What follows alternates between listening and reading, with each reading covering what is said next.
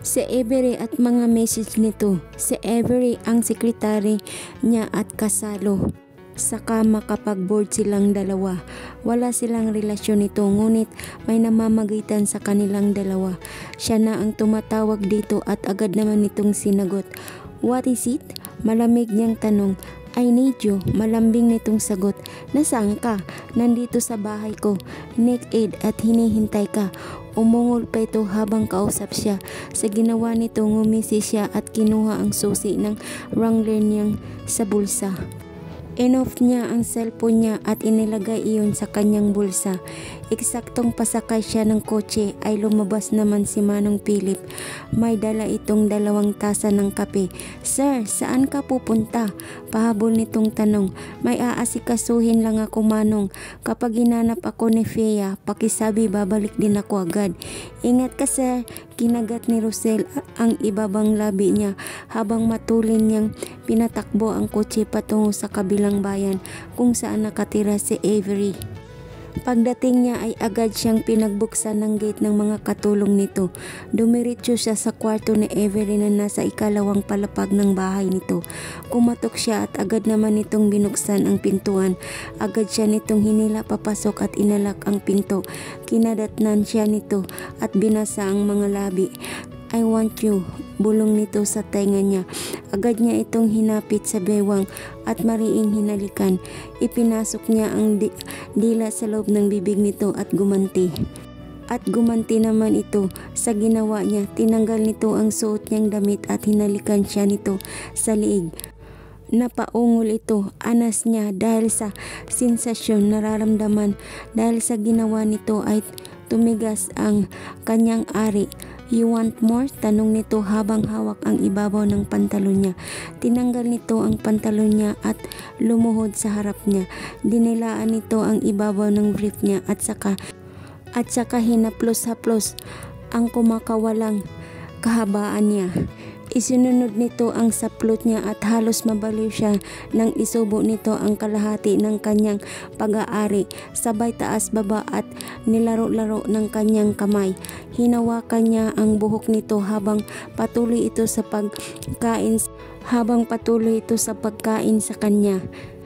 Labas-pasok niyang kinakain ito at dinidilaan pa nito. Pakiramdam niya sasabog na siya sa sobrang sarap. Oh! Napapaungol na lang ito. Tumayo ito at hinila siya sa banyo. Binuksan nito ang shower at tinanggal ang robe na suot. Lumantad sa harapan niya ang hubad na katawan ni Avery. Itinaas niya ang 2 kamay nito at hinalikan ng mga labi pababa sa liig nito habang hinahawakan ang magkabilang bundok nito. Napapaungol na lang si Rosel at isinunod niya ang mga malulusog nitong dibdib. At sinisip-sip ang mga ito. Parang isang gutom na sanggol habang pinipinggir ang ari nito. At napapaungol ito. Oh, Rosel, I like it. Nagdideleryong sambit. Lalo niyang binilisan ang pagpinggar nito. Oh, Rosel, lalabas na. Sinambunutan siya nito nang masatisfied sa ginagawa niya. Rosel, hug me, kiss me. Pinatalikod niya ito habang nakasandal siya sa wall ng banyo. As you wish, nakangisi niyang sambit. Itinutok niya ang kahabaan niya sa basang lagusan nito at unti-unting ipinasok iyon dito ng patalikod at napapaungol na lang ang babae. You like it? Tanong niya habang binabayo ito. Oh, I like it. Binilisan niya ang paglabas-pasok sa lagusan nito.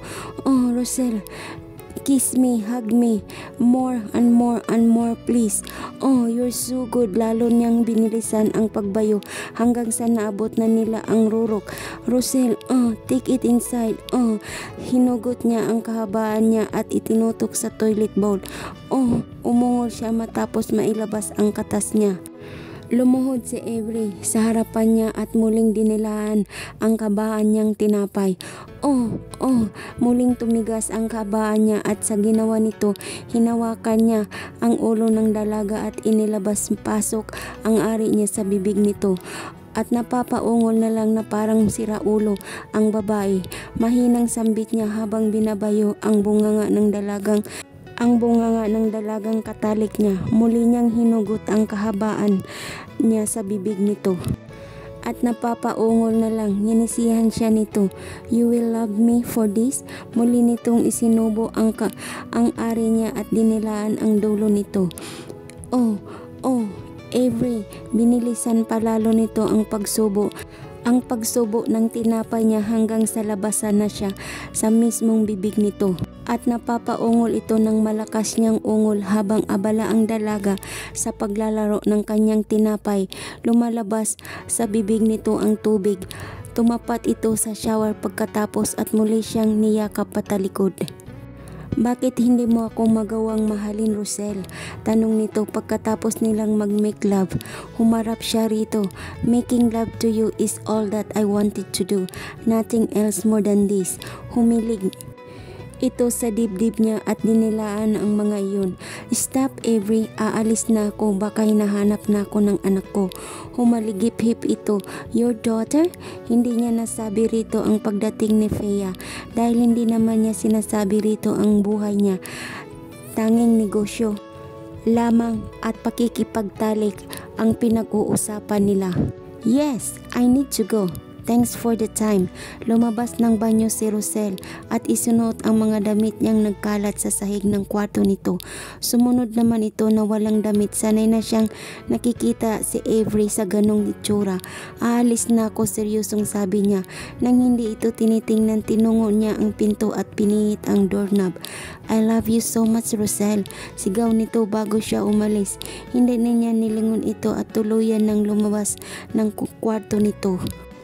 Ngunit hinabol siya nito sa labas ng bahay nito. Nakasuot lang ito ng robe. Rosel, please stay. Pagmamakaawa nito, hinarap niya ito. Sorry but I can't. Ngumisi ito at matalim siyang tiningnan. Ano ba ang tingin mo sa akin, Rosel? Isang laruan lang na pagkatapos gamitin ay iwanan na? Pwede mong angkinin kapag bored ka? Ano ba ako sa'yo, Rosel? Bumuga siya ng hangin at hinawakan ito sa magkabilang balikat. Love yourself, Avery. I'm here because gusto ko lang makipagtalik sa'yo. Hindi dahil mahal kita. At iyon din naman ang gusto mo, hindi ba? Sinampal siya nito. I'm sorry. Mura niya rito.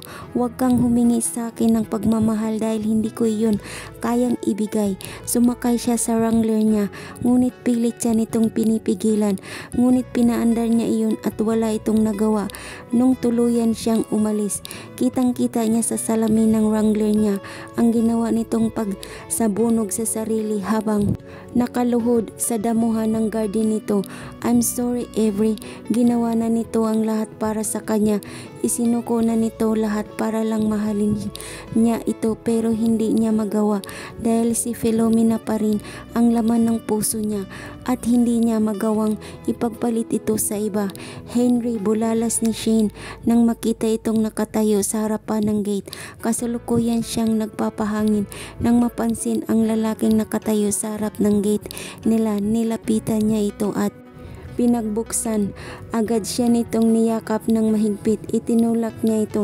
Henry, anong ginagawa mo rito? Isa pa, gabing-gabi na. Teka, nakainom ka ba? Itinulak niya ito. I miss you.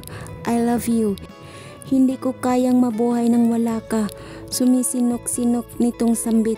Inalalayan niya ito. Mabuti pa pumasok na lang tayo sa loob. Tumawa ito. Namimiss mo ba ako, love? Umiling-iling siya. No, at hindi kahit kailanman. Pinisil nito ang ilong ko. You're funny. Umayos ka nga, ang bigat mo. Sunod-sunod na busina ang narinig niya mula sa sasakyan na nasa likuran ng sasakyan ni Henry. Nakaharang kasi ito sa kalsada. Nakaakbay sa kanya ito habang nilalapitan niya ang kotse nito. Muling bumisina ang sasakyan. Sandali lang naman, bulyaw niya rito. Miss, Nakaharang yung kotse ng boyfriend mo. Ganting sigaw naman ito. Familiar sa kanya ang boses na yun. Boses ni Rosel. Malalim na ang gabi pero nagagawa pa nitong umalis sa bahay nito. Bigla tuloy pumasok sa isipan niya si Fea. Wala itong kasama, kawawang bata. Pinaupo niya si Henry sa tabi at kinuha ang susi sa bulsa nito. Sana nga lang susi ang mabunot niya at hindi ang matigas na bagay na ilang bisis na niyang nakita. Sandali lang, Mr. Sebastian. Ang luwang pa naman ng daraanan mo singhal niya rito. Kasya pa naman kasi ang wrangler nito sa daan dahil maluwag pa ang espasyo. Excuse me, pero sa pagkakaalam ko kalsada ito at pwede ko kayong ireklamo. Galit na sabi nito. Inis na pumasok siya sa kotse ni Henry at inaabante ito. Papasok ng gate nila, muli siyang bumaba at tinayo ang ex niya. Sa susunod, pagsabihan mo yung boyfriend mo, sigaw nito at pinaharurot ang sasakyan nito. Nilapitan siya ni Manang Guada upang tulungan siyang maipasok sa mansyon si Henry. Tulog na tulog ito kahit ibinagsak na namin ni Manang Guada sa kama sa guest room. Muling lumabas si Shane para igarahe ang kotse ni Henry. Habang inaayos ang kotse nito, napansin niya ang mga roses na sa loob ng kotse ng dati niyang nobyo. May mga chocolates pa at mga pictures niya nakalagay sa dashboard ng kotse nito. Pumatak ang luha niya habang nakatingin sa mga roon. Kung sana pinahalagahan mo ako noon, Henry, sabi niya habang nakahawak sa isang larawan na magkasama silang dalawa at masaya. Sino ba ang lalaking iyon? Siya kaya yung ex-boyfriend ni Shane? Tanong ni Rosel sa kanyang sarili habang nakatingin sa refleksyon niya sa salamin. Nasa banyo siya at nakatapat sa shower. Minabuti niyang maligo pagka-uwi niya dahil nag-iinit pa rin ang pakiramdam niya. Hindi kasi niya maiwaksi sa kanyang isipan ang nakita niya kanina. Shane was taking the key from that? Was taking the key from that guy's pants? At hindi niya gustong makita ang eksinang iyon. Muli niyang itinapat ang muka sa shower habang nakapikit. Bakit ba niya iisipin ang bagay na yun? Ano bang pakialam niya kahit pa mag-make love sila sa harapan niya? It's not his business at wala siyang dapat ikagalit. Siya itong may kasalanan. Itinaboy niya ito. Itinaboy niya ang babaeng sa tingin niya gusto na niya.